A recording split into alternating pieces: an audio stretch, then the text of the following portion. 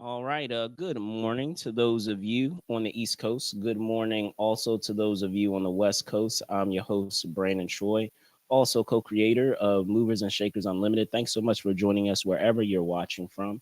As you will know, every week we try to make it a point to go through the goings on in entertainment and pop culture, if you will, in our our special show that we a segment that we have known as This Week in Pop Culture, just to kind of catch you up on the events that have happened, whether it's in film and TV, sports, entertainment, business, and the like. And of course, I'm not alone in talking about a lot of these said topics. So, as always, love to welcome my fellow co-host. Let me bring him on now, Mr. Spillman Trueheart, aka Spills. What's going on, sir? What's up, ladies and gentlemen? How's it going? I'm doing great. Been watching all these sports games. It's been a crazy week for the sports. We watching the World Series. They had a walk-off grand slam for the first time in history in 150 years of World Series, or whatever it is. That's crazy. So let's get to these topics. Let's get into them. All right. So the first topic that I wanted to get into deals with what we have in the world of film and TV, and it's going to be very Spider-Man centric, if you will. But the first part of it that we will talk about centers around Spider-Man Noir. So let me put it up now. And just to give you some information on what I'm referencing on Friday. So this past Friday, pictures leaked providing fans not only a look at the live action iteration of Spider-Man Noir, but also featuring the superhero in action. Continuing, of course, his portrayal of the fan favorite Spider-Man variant from the popular Spider-Man Into the Spider-Verse animated film. The project stars Nicolas Cage as the titular character, though photos don't specifically, as you can see here, feature Cage. Instead, of course, highlighting his stunt double in action. The stills still seem to confirm that the project will indeed be a period piece set in the early 20th century. Originally announced back in May, the project is set to debut on MGM Plus and then globally on Amazon Prime Video. Spillman, what are your initial thoughts regarding this project? Well, looking at this costume, it looks great. It's a callback both to the movie and to film noir that we all love. That might be one of my favorite genres of movie. Like, if I was to cast myself in a movie, it'd be a detective movie, and I'd be doing cool stuff like he's doing here. Maybe with like a six shooter where I get into like a Chinatown-esque shootout or something, and I'm just going through town and I've got my detective agency and stuff. So I really like this concept. It's kind of refreshing. I know that the superhero genre is kind of like paint by numbers at this point, but I like when they venture into different styles of film and different inspirations to make something new. And obviously, Spider-Man Noir is kind of a one-off in the comics. It's not really like a thing that's super serious. So having somebody like Nicolas Cage come on as the lead to this sounds really good. I think it would be better if they, I don't know if this is a series or a show. I think it's this is a series or a Film. show. It's a Film. series. Yeah, I believe a film. I want to say film, but Okay, I think it's better as a film, and I wish they would put something like this in theaters. But I imagine that they looked at the numbers and they were like, "Oh, this would only do so well in so many theaters." But I just really appreciate that. This looks like a very interesting take on the genre. Instead of doing a paint by numbers, I don't think that they'll have to do this is how he became Spider-Man thing that they do with every new reboot with a new character. They can just jump into the world of Spider-Man Noir because everybody know who Spider-Man is already. We don't need to explain how he got his powers or anything. We want to know what's he doing in this old-timey type movie. So that's really cool. We see down here on the bottom, those are gangster bad guys from the 30s. Who doesn't like gangster bad guys from the 30s? There's gonna be people saying, "Yeah, see, who doesn't like that?" Like, you know, they're gonna be doing shines and stuff. It's gonna be great. I'm really interested in it. it looks like the costume is fully leather, which is also very cool, if you're into that kind of thing. But I don't know how I feel. I like how this looks. This looks great. How do you feel about it, Brandon? So I'll say this. I'm a huge fan, of course, of the animated film Spider-Man Into the Spider-Verse, and what they were able to do with that, and especially with the multiverse element, which I feel like at this point has been really overdone. And if we're talking about the MCU, it is playing into what they're doing with the multiverse. Now it begs the question: okay, are we going to see a Spider-Man variant of Noir now appearing in Secret Wars? Now you'll have Nicolas Cage as Spider-Man Noir. Now potentially, featuring in the Secret Wars film. So I love that prospect of having that eventuality. If we're going to do multiverse, why not go all out and have also feature him in there? We've already had different folks appear in Deadpool, as a matter of fact, that have played other Marvel characters. So why not have Nicolas Cage? I mean, of course, spoiler alert, we did have Chris Evans pop up in Deadpool as another, Marvel character that he has played outside of Captain America, that being the Human Torch. So why not have Nicolas Cage? That would be kind of crazy to have, Nicolas Cage as Ghost Rider, right? And then also having him as Spider-Man Noir. So the character was a lot of fun in as I said, Into the Spider Verse, and it was very tongue in cheek in terms of how they how they played with those tropes that we have with film noir, and that expectation, that aesthetic, if you will, that we had with film noir. So I'm very much interested to see what they do with this live action iteration of it. Happy to see that Cage is able to come back with him, of course, voicing the character in the animated film, and him now having the opportunity to continue that portrayal in the live action capacity. So we'll see what happens. With a film like this, it's always interesting to see when you're given a new spin, if you will, on a character, how that affects everything that surrounds that character. So if we're talking about other potential, rogues, like how that's going to affect the portrayal and style that we'll see with those said characters. So that's another element that I'm interested in seeing of how they approach that or how they attack that. Any other last thoughts before we move on to the other portion of our film and news? I just hope that they incorporate different aspects of like film noir tropes and stuff. Like, web shooters are a thing in the Marvel universe, but they've never really like played up the like, I only have so much web shooter fluid. So maybe he could spend half of the movie not being able to web swing or something, and he's just like, I gotta conserve this, just like you would with a six shooter or something like that. Bringing those kind of elements into the movie will make it a fun film, and I think Nicolas Cage is the kind of guy that could really bring out something like that. You see, he's kind of reaching on his side like there, like he's about to web somebody up. So he can only web up so many bad guys because he's probably going to be struggling for the money, and that's part of what makes Spider-Man Spider-Man. Is that Spider-Man gotta be like, yo, I don't got millions of dollars to like just throw batarangs at people and spam them with the batarangs. I need to get this done quickly. So interested to see that. So yeah. And I was going to say, even lastly, in terms of the acting that's involved, it'll, just as you were saying, in terms of those stylistic acting choices that you would make in a project like this. I'll be interested to see if they really dive into that, if they really try to play into that, or if they will hold back from doing that. If they will have kind of like a tongue in cheek element of that, of really playing into those tropes, or if they'll take it a lot more seriously. So we'll see. But I am interested at the prospect of getting another variation of Spider-Man. I mean, we've gotten so many iterations of the, I guess you could say, of some of the standard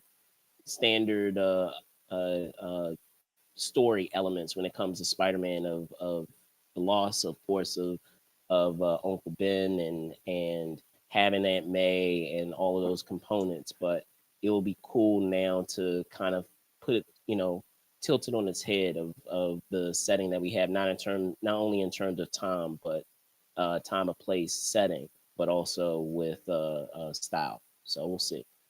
Um, Keeping in line with talking Spider-Man, we also had news regarding Spider-Man 4. So I want to dive into that. I know last week we were talking about Tom Holland stating what the status of Spider-Man 4 was, and in discussing the script and saying that it was excellent but still needing work. So this past week, we had Tom Holland appear on Jimmy Fallon. In fact, he appeared this past Tuesday to confirm that production will indeed commence on Spider-Man 4. And he was able to, get into more specifics and say that the production would be starting in the summer of 2025. Right now, there hasn't really been much revealed in the way of story details, but of course, considering Holland's reputation of spoiling things, perhaps between now and when production starts, we'll get some more insight as to what the story will be about. As of course, we have years upon years, decades upon decades of Spider-Man lore. So Spillman, you hear this confirmation from Holland this past week when he appeared on Fallon about the status of the upcoming sequel, and does it excite you?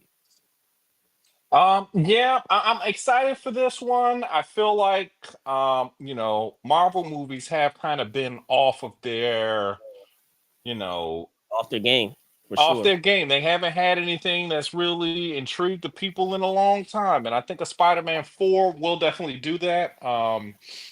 Having Tom Holland and making him the face of the franchise moving forward is probably the best option. I mean, if I was an executive, I would say, hey, I know Robert Downey Jr. has been good for this character, but Robert Downey Jr. is like in his 50s or 60s.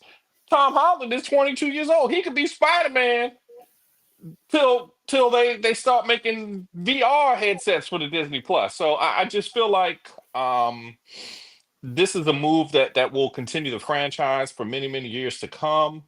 Um, and I think that would be good. I would love to see what is to come with the movie. Obviously, I feel like they're going to lean very heavy into the symbiote saga. So be prepared to see a Tom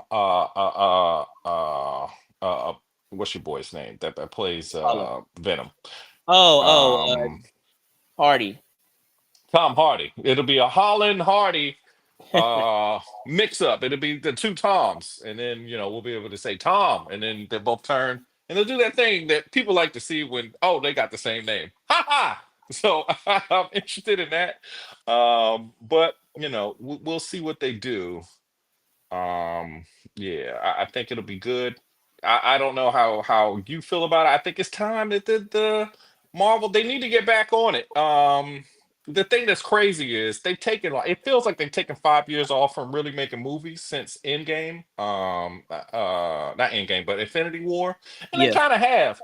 And DC has not caught up. I feel like they're in a race by themselves, and I'm excited to see what it is. How do you feel about it? I hear what you're saying. If we're talking about MCU specifically, one thing that I will say is, if we're talking about our outside of the Avengers films, those huge multi franchise crossovers that we have in terms of the Avengers films, and now the individual franchises with our heroes, out of all of them, Spider-Man has been one of the more solid individual franchises that we've had, even in lieu of the other films that we've had for other franchises that have kind of fallen off or struggled in their latest entries.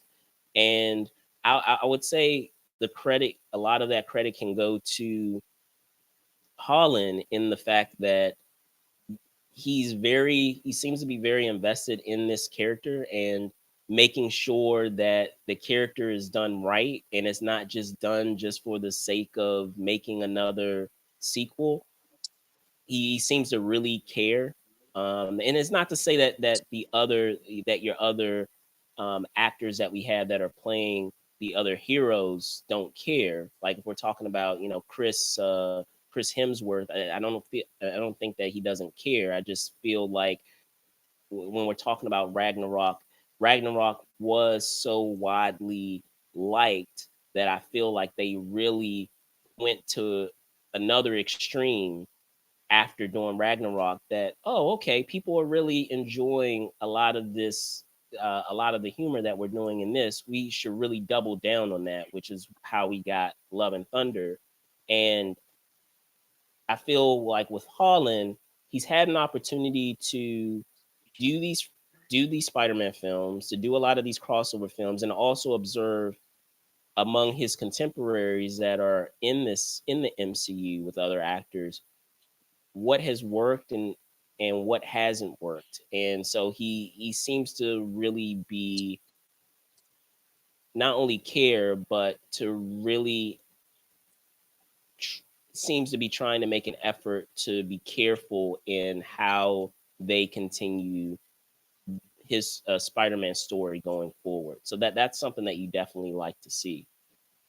With that being said, when we were talking about what he had to say about the script last week in our story, there even though nothing has been revealed as of yet, I think there are a couple of things that we could probably check off.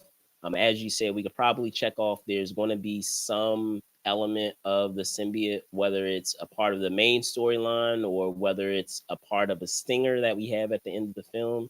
We could probably assume that will be some type of story point that will make it in there somehow. Another component of it is that will probably, because it can't be helped, as he said, he wants to not only do his own story when he was talking about the script, but also have it fit within the MCU.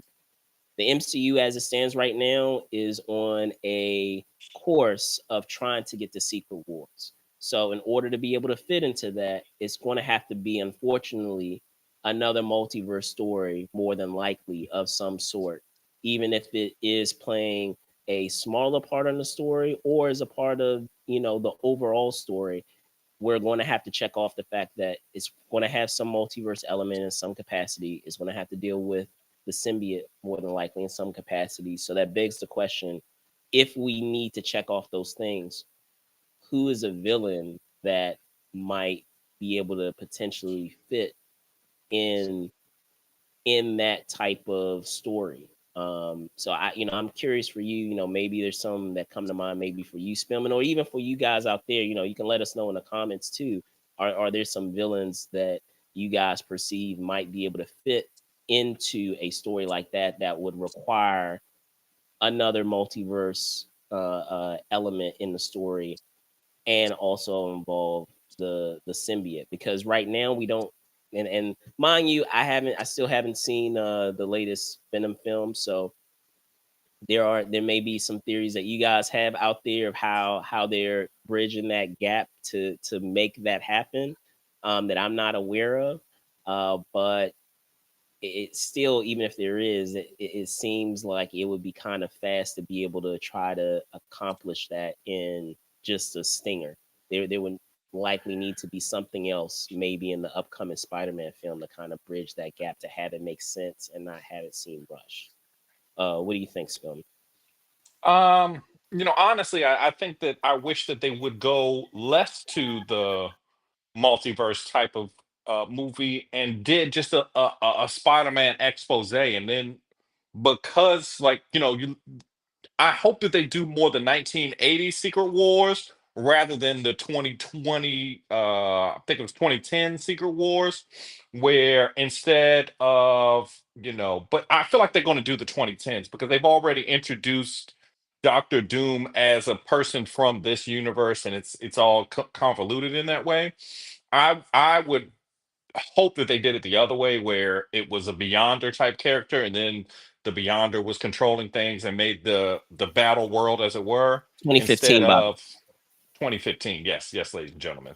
rather than the Doom world, battle world that we got in the 2015s with all the Thor clones and whatnot. But See, with that'd be so cool. Like cinematically, that would be so cool. I I don't know. understand that, but I just feel Even like the that. Galactus thing, that Galactus portion of the story was cool. But go ahead. I'm Yeah, sorry. that was pretty cool. But just like you say, that sounds cool and everything, but it's just like, like I said, it's a movie that sounds like a corporate meeting rather than something that sounds like it was a event that happened. Because like in the original Battle World and Secret Wars, like it was the thing where the superheroes were doing their regular superhero stuff, and then they ended up in the Battle World, and it was like, oh, what are we doing here? We about to all die, and then everyone on Earth is like, these people disappeared. Are they dead? Like they was here last week slapping crime, and now crime is going crazy. So like, that whole thing would be interesting to me. That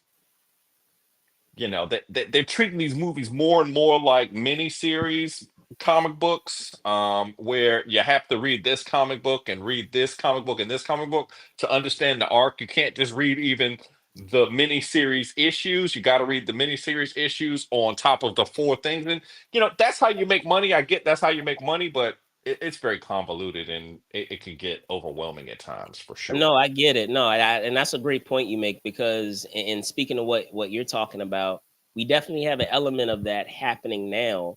I would say during and it would have I would say it started during the pandemic where we were getting a lot of these series that were on Disney Plus, and now a lot of these shows, while in the past they would have been just additional content that added to your viewing experience of knowing certain things, um, while it wouldn't take away from like the main plot points of films, it these days now it's required viewing to just be able to understand what's going on in an upcoming film, which is unfortunate. And while I understand the idea of trying to create this large tapestry, if you will, of having each of these stories be able to connect in a very epic way, you still have to understand your audience and know that everyone is not going to have Disney Plus. Everyone, Yeah. even if they have Disney Plus, they're not going to have the time or the patience to sit through a 6 episode miniseries or a 10 episode miniseries or a 10 episode series, um, to be able to grasp what's coming up in the upcoming film. People don't want to have to do homework, if you will, to enjoy a 2 hour movie. No one likes an appendix. No one likes an appendix. Like it's like, all right, well, you needed to read the adjunct part of the book. And it's like, I don't care about that. Like I always think of it like they've gotten they're making so much money now that they've got to the point that they're just like, all right, we'll just throw stuff at the wall. And it's gotten past the point where they were making the content accessible to a larger audience. To me, Agreed. I feel like that's where Agreed. they've lost themselves. And but it was only going to be that they were going to be able to do that for so long, because in comic books and any kind of medium like this, you get to a certain point that It becomes too much and you have to reboot. So it's too much. Yeah, so it is. Yeah, so yeah. I mean I look forward to, as I mentioned, even with the Spider-Man noir film, that I look forward to Secret Wars. I look forward to the prospect of having all these crazy combination of actors and characters interacting with each other. That would be cool. But at the same time, I'm looking forward to getting a soft reboot, if you will, and being able to have a story that is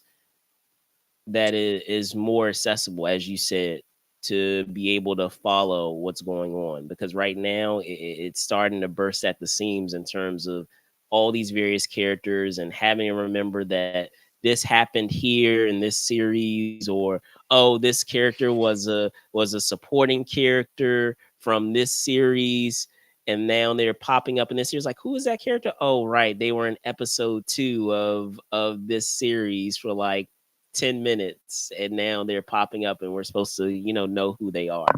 Like um like case in point, in the Deadpool Wolverine movie, Jennifer Gardner was Elektra. That movie came out in 2002. If you're 30 years old today, that movie came out when you were 8 years old. You did not probably see that movie. You did not probably see that movie. I mean, I So it's would just like, say I get what you're saying. I would say more along the lines of if we're talking about like, and I'm not picking on Agatha, all along, or WandaVision. I'm just saying, just as an example. Let's say if we're talking about Agatha's show, or if we're talking about Falcon and Winter Soldier. The say if we have some of the villains that pop up in Falcon and Winter Soldier popping up in a film, like no one's going to people are going to have to go back to that show to be able to follow what's happening in the upcoming Captain America film.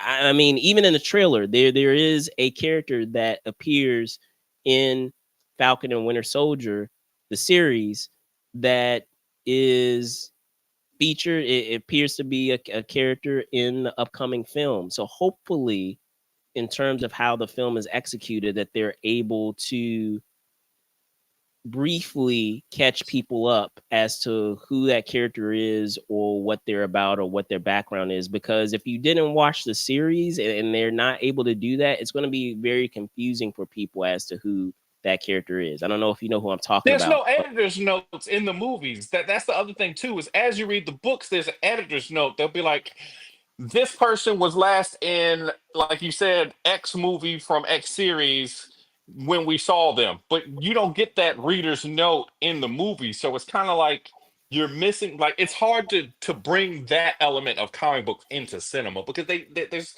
like you can only do so much flashback, and it's like it'll take you out of the actual story that you're trying to tell yeah, because it's a visual and auditory medium that you don't really get when you're reading something. When you're reading something, you can put a little blurb up here where the action doesn't actually change the panel, but you put a note in to be like, hey, this is, you know,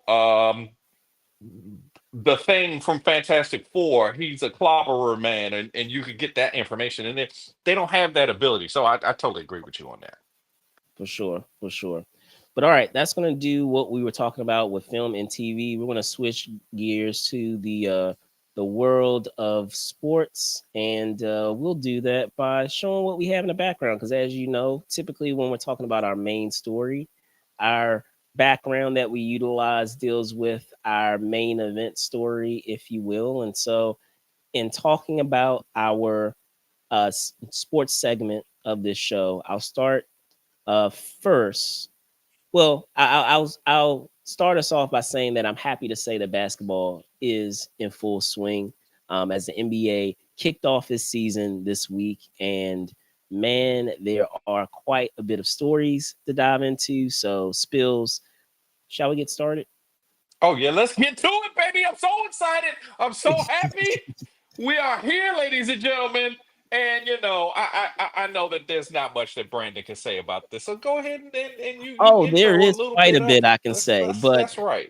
I'll start first with some contract news. If you see in the picture here, we have Aaron Gordon here on the far left. There was some news that dropped on Tuesday that Gordon, who is of course a key rotation piece for the Denver Nuggets, agreed to a 4-year, 133 million contract extension. And to go into more specifics with this extension, it features a player option for the 2028-2029 season and a trade kicker. Going deeper into this contract, it will see Gordon earn 23 million next season and then 3 additional years at his maximum salary to make up that remaining balance, including bonuses. So, Spillman, if we're talking about some of the details or the accolades of Gordon, huge, as I said, huge piece for the Nuggets. 6'8", 235. Drafted fourth overall in the 2014, NBA draft. And in terms of his contributions, 13.9 points a game, 6.5 rebounds, shooting 55.6%, almost 56% from the field last season. What are your thoughts on Gordon's extension, and is he worth the money? This is a tricky question, because obviously Gordon was a big part of their championship team 2 years ago. But he's kind of not bringing it like they need him to. Um, he's shooting more so far this season. It's 2 games in, so there's a little bit of there's only so much you could do in 2 games. Sometimes you might get a mismatch or something. It's an 82 game season. We'll judge him later on this year to see if that was a good deal or that was a bad deal. But he's down in points. He's slightly up in rebounds, but he's also way down in field goal percentage. He's taken about the same number of field goals per game, if not more, and he's making much less of them. I think that might be a little bit of the growing pains with Russell Westbrook joining the team, and taking a lot of that spacing that he would have. And also, Michael Porter Jr. has not been good so far this year, so we'll see. I think that the Lakers definitely are better now, and we are not talking about them right Here we now, go. but I just Here we wanted to go. remind you that we didn't sign nobody for all that money that isn't showing up for us this year. Here we go. But I don't know. I'm sorry, ladies and gentlemen. Hold on. Hold on, ladies and gentlemen. Hold on. You're fine. You're fine. I'll give Spillman a moment there. Once he has a second, he just needed to step away just for a moment. But if we're talking about Aaron Gordon, as I wait for Spillman to return, is Gordon is a huge piece. If we're talking about role players for the Nuggets and their continued aspirations to be able to win another title, of course they won the title in 2023. If they are going to have any intentions of being able to return to that form of being champions, Gordon is going to be a key part of that. However, I will say, welcome back, Spill. I'm One thing back. I Sorry, will, ladies and gentlemen. no, you're fine. One thing I will say is I feel like it's a little too late. Because if we're talking about Gordon, I feel like this type of contract was needed earlier, in his time with the Nuggets. Because if we're looking at where things stand right now, he's going to be in his early 30s going into this contract, and he's actually getting paid more on the tail end of this contract versus you know having it earning it in those years that when we're talking basketball, those perceived high points of your career. Typically, that's happening in your a lot of your late 20s going into part of your early 30s, but he's going to be well into his some of his 30s by the time this contract is up, and I don't know if he will be able to produce what he's producing now by the tail end of his contract. We'll see, because I feel like a lot of his game is dependent upon his athleticism, because he's an Whole incredible lot of his game. He's a he's a he's a he's an he's a high incredible flyer. athlete. Yeah, he's an incredible athlete, and they're very rarely do you see players going well into their 30s continuing with that level of athleticism. There's probably a handful that we can name offhand that still had that There's athleticism. one that West, we can name right now, Westbrook, ladies and gentlemen. Westbrook. Oh, of course, LeBron. Of Okay, whatever, course, whatever. the GOAT. But That's right. but I'm saying LeBron and Westbrook aside, they're That probably don't happen. That ain't how it it doesn't works. really Yeah, happen. It's pretty rare for that to happen. So I don't really see that continuing with Aaron Gordon. He may surprise me. You know, good I day, don't see it. Ray. Good day, Good Ray. day, mate. Um, I don't know if he may surprise me, and he may haven't be able to demonstrate that continued athleticism going into the tail end of this current extension that he has. But I'm gonna be honest with you, I'm a little skeptical. So, and if they're paying far more following this upcoming season, as I say, he's according to the details, he's getting 23 million next season, before he gets an increase going into those next 3 years.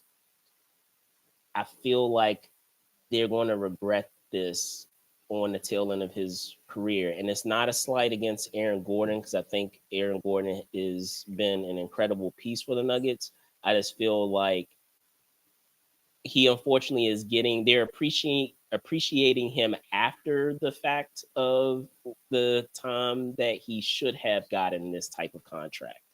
I feel like he should have gotten it earlier versus getting it later. He's being appreciated for it later, and they may need what they're paying on the tail end of this contract for other pieces if they're going to continue competing for titles.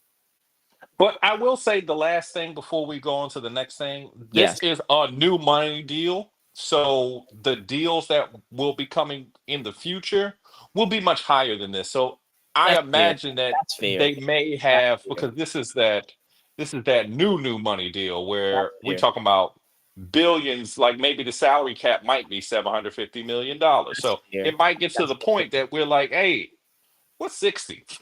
Yeah, no, that's fair. That's a What's good point. 60? That's So a good point. That's a we'll very good see. point. We We'll see. definitely will It see. might be that they just try to lock him up now so they don't have to pay him more in the future. Because with a guy like Joker, you need an intimidator inside, and I don't see where he may lose some of the high flyer stuff, but I don't see where he's going to lose that intimidation factor in his game. So they might just need to lock somebody up like that to help protect the middle of the floor where a guy like Joker struggles a That's little fair. bit And in it that really part of his game. secures him as a piece for their team going forward as these contracts, as you say, it's a great point that these contracts continue to get larger and larger. So um getting into the next part of it, talking about the season openers, of course we had the Celtics in convincing fashion blowing out the uh the New York Knicks, and then we also had history that was made with in the game between the Timberwolves and the Lakers, in which we had Bronny and LeBron become the first father son duo to play together, sharing the court uh, for the first time in a regular season game. Now, the Lakers and Timberwolves game was far more competitive with the Lakers win being 110 versus the Wolves is 103. But Spillman, what are your thoughts on these two components that we have with the season opener? One with what we had with our last year's champs sending a message out to the NBA, that they are still keeping their foot on the gas, so to speak. And also with your Lakers, of course, making history with Bronny and LeBron, and you guys being able to ink out a win. Ain't gotta win is crazy, ladies and gentlemen. I just, the Celtics are looking like kingmakers. I'm really scared to see what they do with this season because even though they won last year, everybody was talking about them like they got an eye in the middle of their forehead. All of those players. They put Tatum on the Olympic team and made him sound like he was just fresh out of Scrub, college or something. scrub, yeah, They skipped over Jalen to get Derek White right. to be on the Olympic team, and I don't know about anybody who's lucky at doing things, but Derek White might be the luckiest man in the world to be on that Olympic team. I ain't never seen nobody Derek White. No disrespect to Derek White, but for him to be on that Olympic team when generally it's all NBA players, first teamers on there, he's a great defender. I'm not sure he's made an all defensive team yet, but for him to be on that Olympic team was crazy. Even though he showed that he needed to be there and stuff, but they still have the two best defensive guards in the game. They've got Al Horford still. He's still doing his thing. I told y'all last year that Al Horford was going to be a problem going through the playoffs, and with Porzingis helping him And shore up Porzingis that didn't even middle, play. I didn't even mention that part. He didn't even play. it's just the team that the Celtics are so deep. Switching gears, they look great. I'm really worried about that. The Knicks look like the Knicks. I don't know how to judge them based off that game because that's the best basketball team in the world, and you got And basically a new team. they had a freakishly good night, and even shooting Just from beyond the arc. ridiculous. Just So ridiculous. They were going for, like, the thing is, the Celtics game was not close, but it should have been way more out of hand than it was. But they were going for a record in that game, in the first game of the year.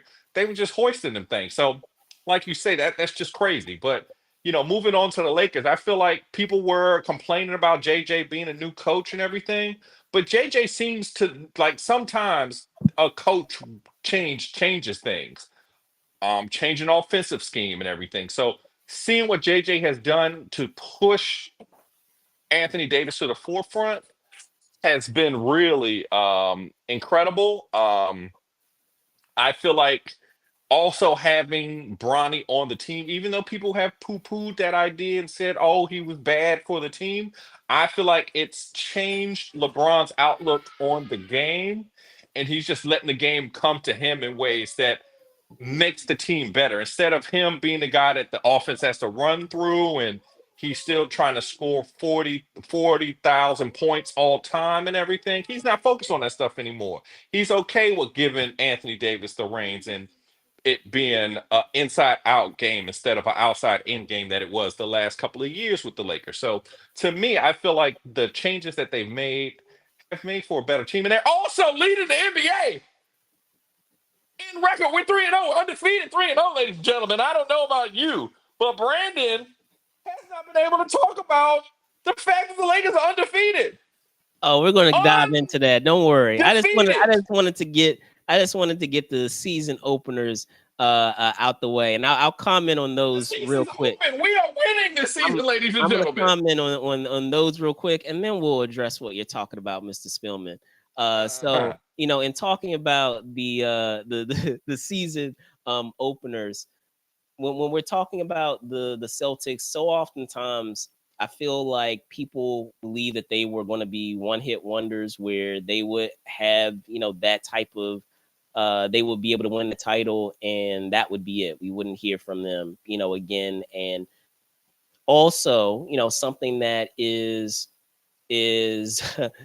yes, exactly, right. Enjoy it while it yeah, enjoy it while it lasts.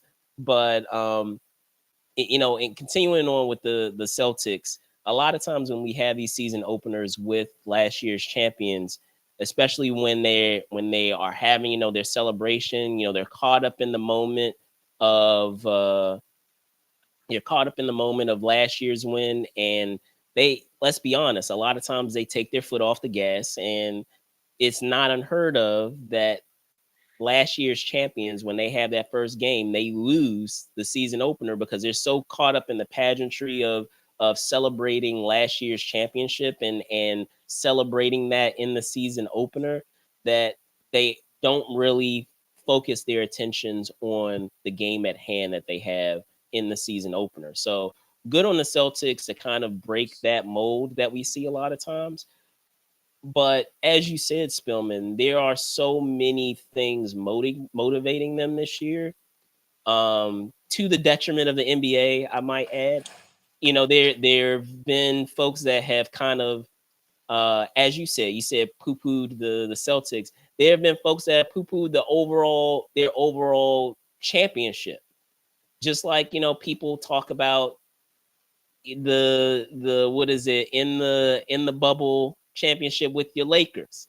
Um, when we're talking about the championship for the Celtics, a lot of people feel that they had a easy path to the championship because of a multitude of factors, whether it was When they was the injuries. best team in the league Yeah, last year, they were the like best team. hands down. I'm And just I saying said people that were when making the playoffs excuses. started, I was like, dog, they not gonna, like you were saying, oh, I think that the Mavericks is gonna give them maybe a game.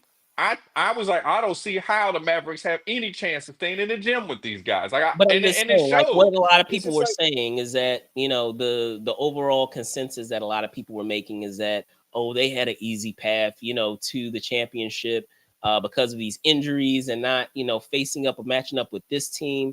And whether you believe that or not, you can't deny that the Celtics had a terrific season the entire time. It's not like they came out of nowhere. They were awesome. I don't know. A lot of the teams, they were awesome consistently throughout the entire season.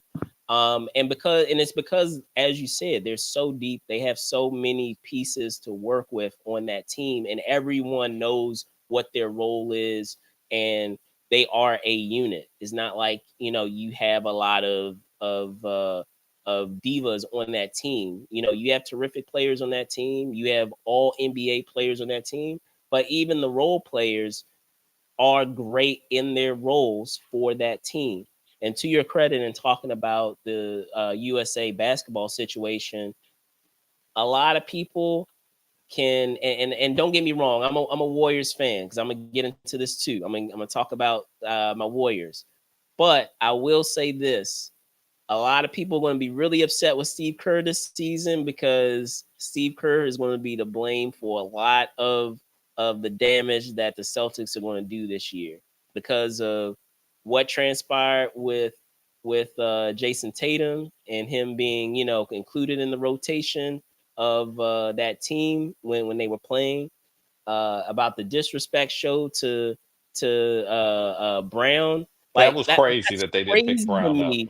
But it That's was a shoe crazy contract to thing, me. and He that's was kind of he was the MVP. That's crazy to me, that you're the crazy. MVP of the NBA Finals and that you do not make the roster for the USA basketball team. That was crazy. And it's That was no crazy. slight. It's no slight against Derek White. Derek White. Like, Derek It's White not. is a good player. He's a great defender, and I understand you need that defense if we're talking about And that. they needed a defensive guard on that team, how the team was I get built. that. I But get Jalen all of Brown that. would have been able to do everything that Derek White would have done, Exactly. I plus get much more. all of So that.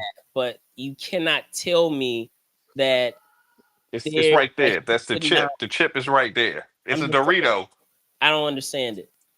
But trust and believe that they gonna make us understand how they feeling this season, and how they respond in how they're playing against, all their opponents this season. I'm really looking forward to, as much as like I said, the Warriors are my team. I'm really looking forward to that Warriors game that they play. Y'all And are gonna get blown out just like everybody else. I don't see that's where gonna be the interesting. That's gonna be an separation. interesting I don't game. see where anybody's caught up to them. I don't see where anybody's caught up to them. Unfortunately, I just don't.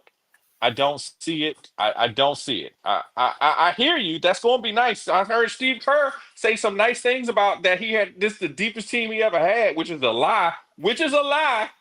It's a lie, ladies and gentlemen. It's not the deepest team he ever had. Kevin Durant and Sean Livingston and Iggy ain't on that team. There's no one on those levels of those three players plus the starters. And y'all lost play. So, you can go ahead and talk about that. I got an So, emergency. okay, all right, enough's enough. We want to dive into this. So I want to get into getting into what is this, stories about those teams that are for real, and those teams that I feel are cap and spill.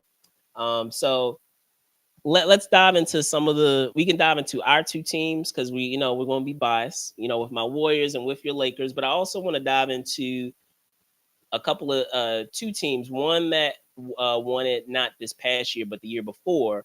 And I mean, we already talked about the Celtics, so I don't feel like we need to harp on that any further. But I mean, going into not this past year's team but the year before with the Nuggets, they're 1-4.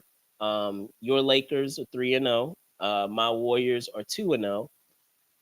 Should the Nuggets, should they be panicking right now, or are they okay? No, they're Being done. They're done. Their second best player this is early? not their second best player no more, and they don't have no Michael Porter Jr. Michael Porter Jr. can't play no more. It's done. It's over for the Nuggets. Oh wow, They that's need to quick. make a trade. They need to make a trade. Get them, Wow. and they got basketball Terrell Owens on the team now. They got basketball To on the team. Yeah, yeah, yeah. He looks real good, but he destroys the locker room. That's Russell Westbrook. He's done it everywhere he Wow. goes. Wow. That's wow. Okay. Well, to comment further on what Spillman is saying, it's unfortunate that Westbrook is getting that rep that he has. It's really unfortunate that he's getting that rep that he has, based on playing on Spielman's Lakers. Unfortunately, so I I completely disagree when we're talking about Westbrook. That I don't believe that he's a cancer to a locker room. I feel like you need those players that are that have a lot of passion and take things seriously, and he's the type of player that he's going to take all parts of the game very seriously, of making stops, of being able to play hard. There's so many players that you see that are unwilling to go that extra mile, and he doesn't strike me as that person who is unwilling to go that extra mile. And when you have players like that that are willing to do that, as people that have played basketball in their in their careers, whether it's myself or you, Spillman, it's contagious to have players like that. You love to have players like that. So I wouldn't necessarily say that he's a cancer to a team. I will say that there's definitely going to be an adjustment period of them trying to figure out how to utilize that in what they have going on with their team. Um, but I feel like Do you once, know what Russell Westbrook's stats are this year? go ahead. It's 4 points, 3 rebounds, and 3.5 assists. And Okay. he be playing a lot of minutes. A Okay. lot of minutes, ladies and Okay. gentlemen. He's playing 20 minutes. That's not good. And it's Nope. not like he's filling the hole that Jamal Murray is leaving with his like injury issues and stuff. So I understand what you're saying, that it seems like Russell's a hardworking guy and stuff. He's a ball stopper. He's a chucker. He's taking 9 shots to make 4 points. That's a lot of shots to be missing. He's shooting 11% from the field, ladies and gentlemen. That's terrible. And sure, it I hasn't get been that that. many games. I get It's that. only been 2 games, but I don't know. I really don't know. I don't. I feel like the fact that they went out and got Russell was a reach to try to bring the je ne sais quoi, I guess, back to the team, because they were missing something in the connectivity between the different parts of the team. And I don't feel like they're going to get it back. I really don't. I feel like Murray is more hurt than we know. I feel like this is going to be a thing that continues on through his career, much like a guy like Kawhi. Once you get those kind of injuries, that's just seems like it's. I'm not overreacting, Ray. I don't know what you're talking about. This team is not going to go where we think it is. Sure, Joker is great, but I just don't think the guys around him are great, and they've doubled down on guys that don't really fit with them. They needed a shooting guard. They didn't need a guard that dribbled the ball a lot, because that's what Joker's supposed to be doing. I just don't. I don't know. I really don't know. And it's not like he's playing. If Russell was really this selfless guy that you say he is, he'd be playing defense real hard, and he's not playing defense real hard. So to me, he's turned. What was the guy that used to play with them on the Thunder that you could never pass to on 2K?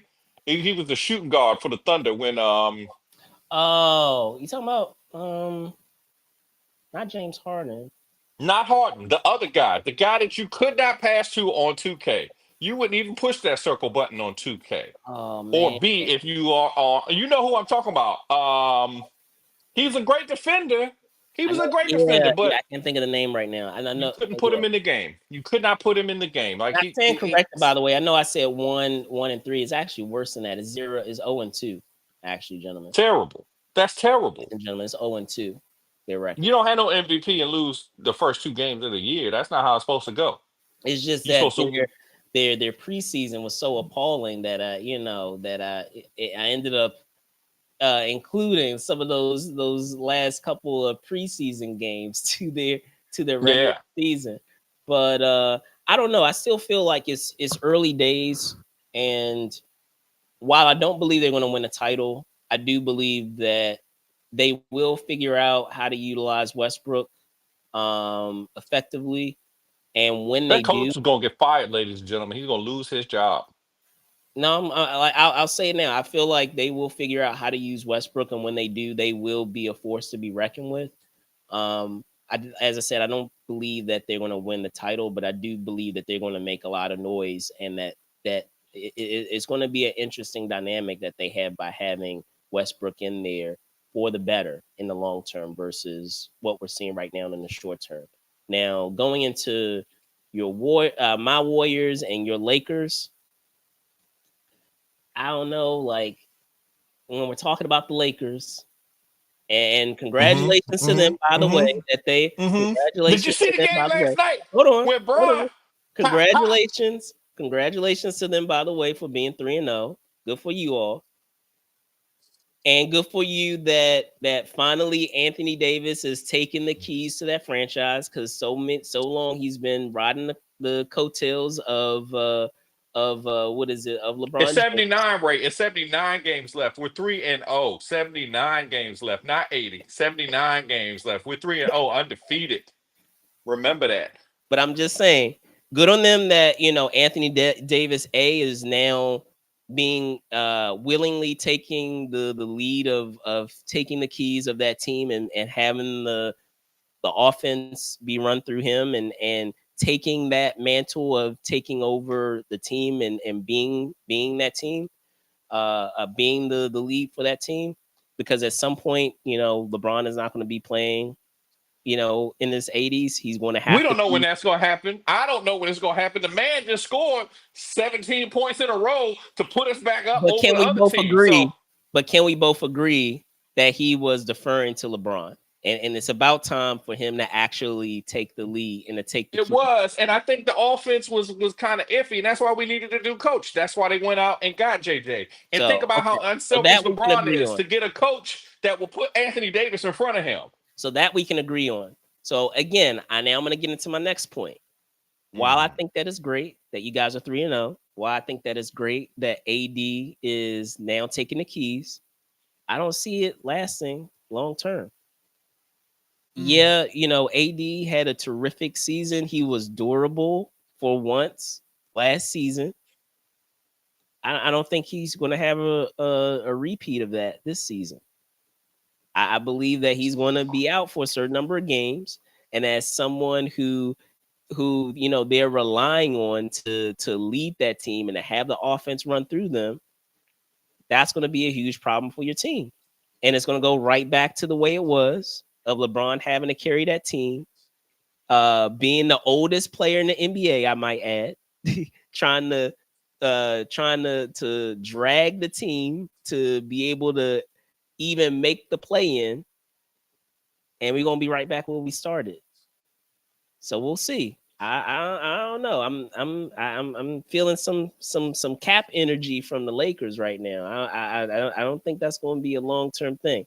Now, speaking of the Warriors, uh uh USA basketball aside, because I can I will absolutely be objective about that. That I feel like that's going to become a problem. That's going to end up biting Steve Kerr and the rest of the league when it comes to the Celtics and those players. That aside, good on Kerr. Very good strategy of being able to push and use that strategy of trying to play as many of his players as possible. I feel like in doing so, that's going to allow a lot of our star players, especially our franchise player Steph Curry, to get some much needed rest and to not burn out by the time we get to the postseason.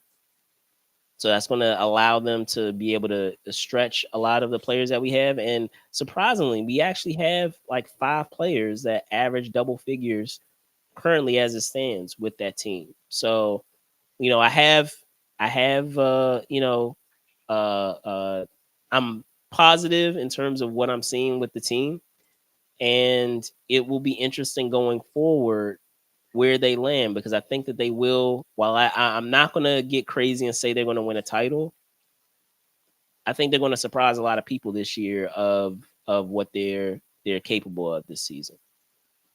I mean, looking at y'all advanced stats, y'all number one in points, number one in rebounds, and number one in assists, and second in opponent PPG. Let's see who y'all played though, because y'all might have played some easy games. Let's see here. Their schedule. they played. Yeah, the All first right, couple of man. games, I will give you that. It was against some competition, but one could argue that with your Lakers too, Spills. With some of the games y'all played. And we beat three. We beat three playoff teams from last year, right? The Timberwolves went to the Western Conference Finals. The Kings was a playoff team. And who the other team we beat? But We I beat don't really somebody think else that was anyone nice. is really worried about the Kings this season. Like there isn't really that much hype surrounding the Kings. Let's be honest. Okay. I feel like we can agree on that. If we don't agree on anything else, there really isn't that much hype surrounding the Kings and what they're going to do. Hmm. But So we'll see, ladies and gentlemen. we'll definitely see. We'll definitely see. It'll definitely be interesting. But between those two teams, and of course I'm biased, but I'm just also going on history. And if we're talking about players and their durability, I'm gonna put my money on us pushing our rotation to its brink versus having a player that just last year was able to play a majority of his games, but up to that point was, playing like slightly more than half of his games. I And don't know where. Like, I understand. I feel like Anthony Davis as a Laker gets painted with his Pelican brush, and he's not the Pelicans player. He oh, was you're right missing about those that. He things. definitely isn't. He's not the Pelicans player. That's right. He win championships. Now he Too go to bad for conference y'all. Too finals. bad for Like, y'all. I He's just not. don't understand this. I don't understand this. He's been here 5 years. He's been to two conference finals and won a chip. I don't see where that's a bad thing. I wish that you would have a team that goes to conference finals all the times, but y'all only go once in a while now. You only go on the years where you get an easy path and then you win a championship. So to me, I'm not worried about it, ladies and gentlemen. We'll see what goes on with the teams moving forward. I'm just gonna say this: that injury is coming. When that injury comes, it's going to dismantle y'all entire strategy of how y'all doing that team. It's good right now while he's playing, but I don't think it's going to last long term this season. And y'all can make a note of that because it's coming, y'all. It's coming. It is coming.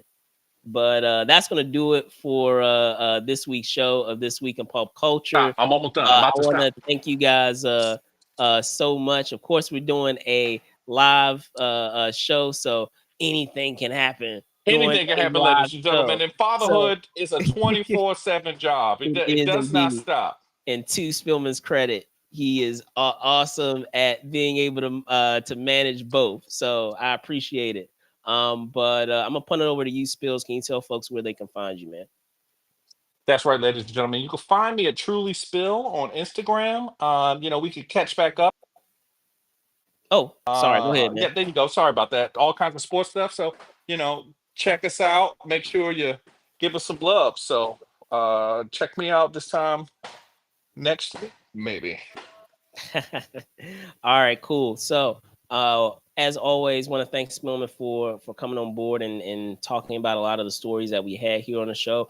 And as I said, guys, feel free. Let us know, how you feel about some of the things that we talked about here today, whether we're talking about what's going on with the Spider-Man films and those franchises, and even, in talking about sports as well, of now that we are in the throes of the NBA season, of having an NBA season starting this past week, and all the awesome stories that have come about as a result of the season, and many more that I'm sure that will continue as the season progresses. Very much looking forward to those stories developing further, and maybe some new ones that we're not foreseeing.